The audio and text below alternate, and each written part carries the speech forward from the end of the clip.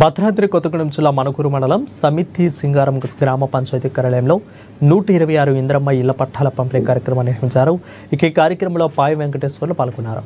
ఇంద్రమ్మ రాజ్యంలోనే పేదవాని సొంత ఇంటి కల నెరవేరుతుందని అన్నారు. ఇంద్రమ్మ ప్రభుత్వం ఇల్లు కట్టుకోవాలని ఆడబిడ్డల చిరకాల కోరికనే ఇంద్రమ్మ ఇండ్ల రూపంలో ప్రభుత్వం ఇచ్చిందని అన్నారు. ప్రతి లబ్ధిదారునికి ఇంద్రమ్మ ఇల్లు కట్టించి తీరుతామని అన్నారు. ఇక గత ప్రభుత్వం కేవలం ప్రకటనలకే పరిమితమైందని, పేద కుటుంబాలకు ఎటువంటి లబ్ధి చేకూరలేదని అన్నారు. ప్రజలను మోసం చేసిందని అన్నారు.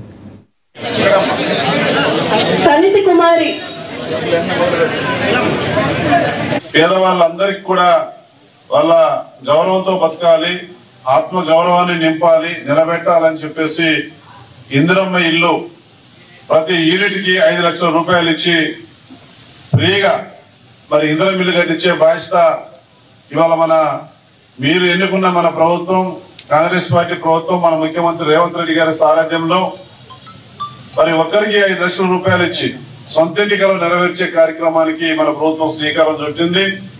ఇది అభినందనీయం. అందరూ అర్చిస్తున్నటువంటి కార్యక్రమం ఇందిరమ్మ ఇల్లు. ఇందిరమ్మ ఇళ్లలో ఆడవాళ్ళ పేరు మీద ఇందిరమ్మ ఇల్లు మంజూరైన తర్వాత నేరుగా వారి అకౌంట్లోనే డబ్బులు పడే కార్యక్రమం.